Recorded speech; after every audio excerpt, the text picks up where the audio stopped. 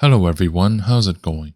Today we're going to be talking about SOFI Technologies, trading under the ticker symbol SOFI.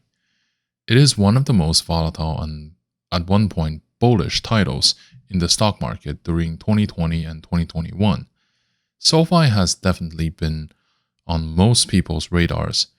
As one of the more developed fintech enterprises out there, SOFI has accomplished something that most fintech either couldn't or didn't bother to do. They have a bank license. With that key document at hand, SOFI stands as one of the world's most fleshed out and comprehensive fintech companies out there that can actually replace traditional banks. With that being said, the recent stock performance of SOFI followed the market trend overall, downward. Nevertheless, many people are still interested by eventually buying SOFI because it seems to have so much potentials.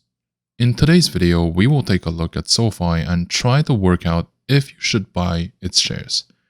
If you appreciate my content, please consider to drop a like, comment, and subscribe to my channel. Also, please check out the links down in the description, as every help is greatly appreciated. SOFI has been targeting the $8 level over the past few days and finally has settled around $6.76, decreasing by around 1% compared to the opening, so in other words, not that much. And overall, SOFI has been recovering at a decent rate given the circumstances and increasing by almost 20% in the past month.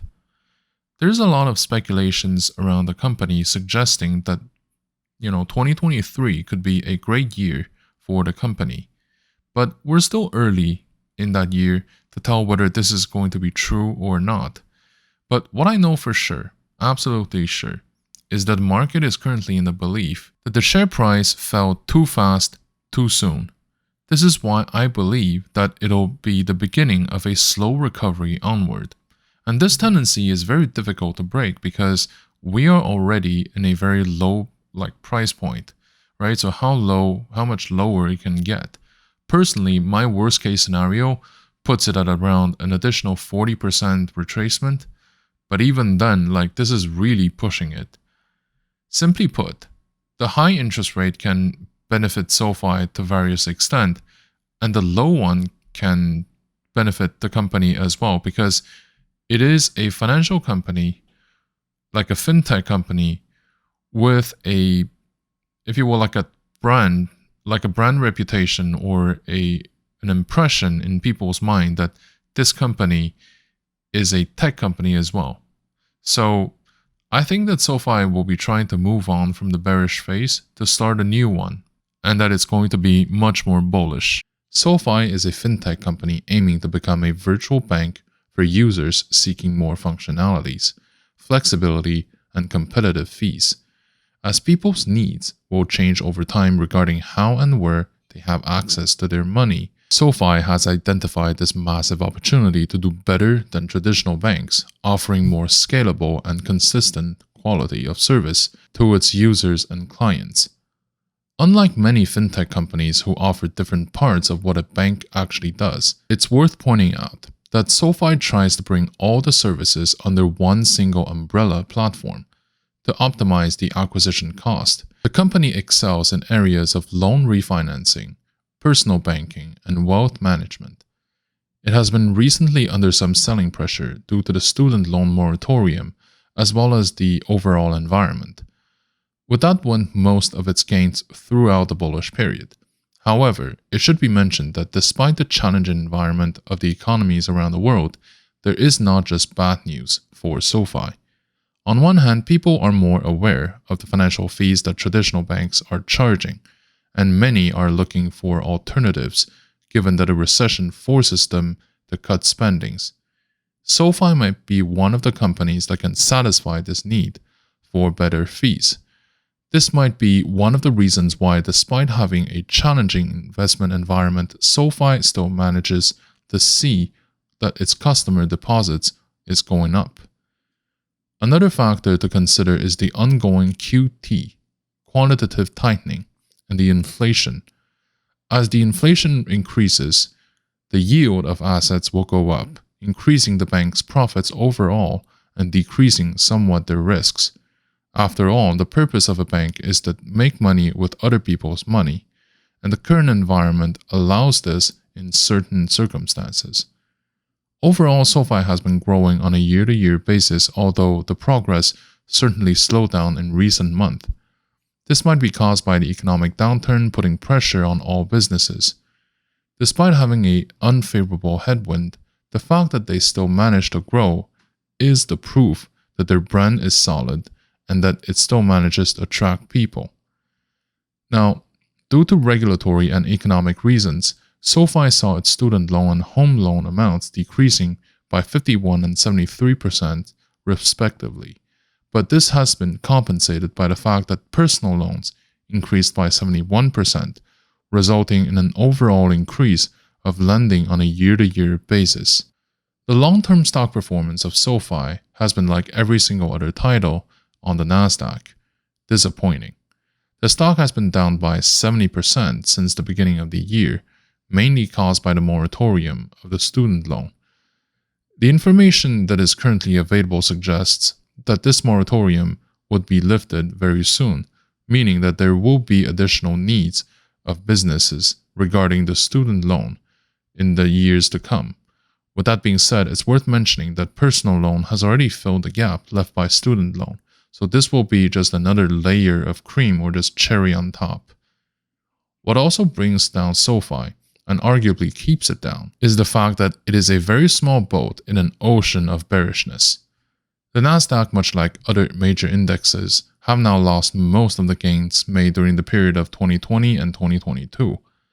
This means that the market has now come back to the predictions by the end of 2019 regarding the world economy, which was already anticipating upcoming recessions, but without the worries of inflation and armed conflicts. This is why the probability of entering in a recession in 2023 and beyond is high. That would bring the valuation of many securities even lower. So basically, what is ahead for SoFi is the possibility of a partial recovery of the student loan business, but also a market-wide pressure due to the economic weaknesses across the economies. With that being said, SoFi fell so much compared to the rest of the market, so I don't believe that its price is going to keep falling like this. With that being said, let's also take a look at the company's fundamentals and see what they tell us. Regarding the profitability, SoFi has a net loss from the operations if we get in the non-cash transactions and the non-operating expenses, mostly interest expenses and amortization. On the other hand, SoFi is yielding positive gross profit that grows across the past quarters, definitely something that is very encouraging and showing the validity as well as the scalability of its business model. The one challenge that SoFi should address is the cost control, especially when it comes to operating cost.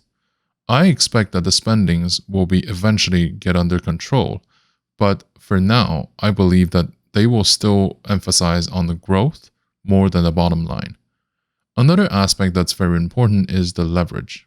SoFi has a high level of leverage accumulated over the past few quarters, meaning it is relatively normal given the industry the company operates in.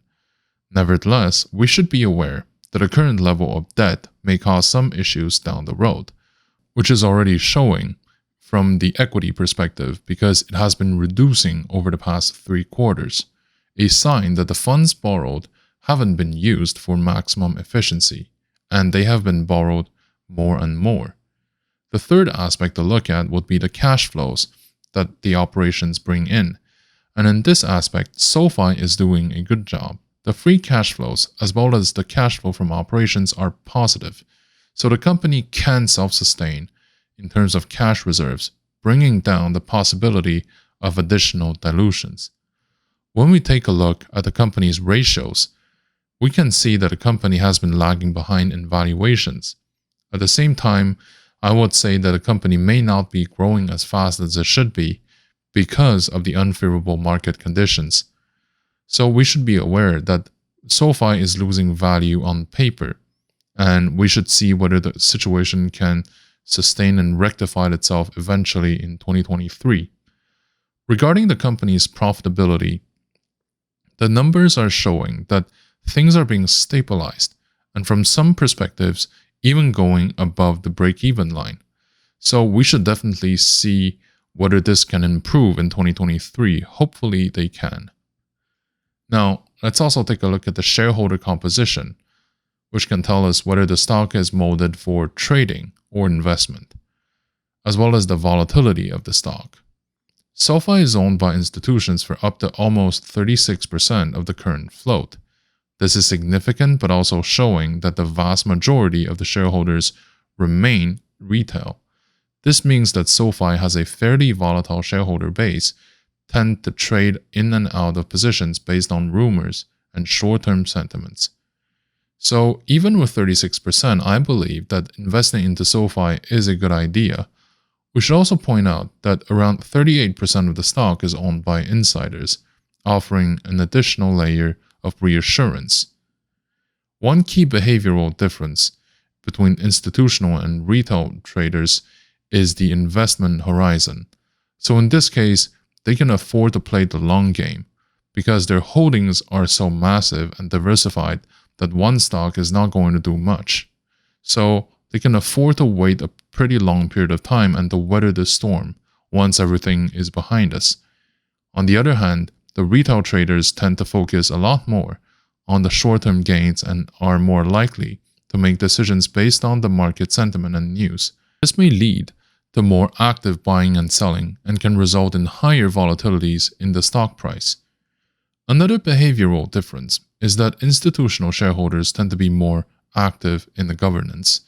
On the other hand, the retail is far less likely to actually go to vote, to talk to the management, and so on. As far as the short sentiment is concerned, SOFI currently has about 12% of the volume going short against it, with 2.4 days to be covered. This is a significant amount of shares to be sure, but I don't believe that this is worth our time to say that this is one of the main catalysts to buy SOFI. It's very important to note that short interest is not a guarantee for a short squeeze, but it's a metric worth monitoring for investors. It's also worth considering that short sellers may have valid reasons for their bearish sentiment, and a short squeeze may not happen. I believe that SOFI is a stock in which we should invest in, meaning that the short-term volatility is meaningful to the extent that it can provide us better entry points. In the meantime, I think that the current price is low enough for an initial entry, with the remainder of your allocation to be reserved for the next 3 to 6 months. The maximum exposure I would recommend for SOFI is between 3 to 5% of your portfolio. As far as recommendations go, I believe that SOFI is a stock in which we should invest in, meaning the short-term volatility could provide us some entry point. But in the meantime, I think that the current price action is low enough for an entry and that the confirmation of the current momentum is positive, so we know for a fact that the current momentum is good. The allocation should be done, therefore, within the next 3 to 6 months. The maximum exposure I would recommend for SOFI is between 3 to 5% of your portfolio.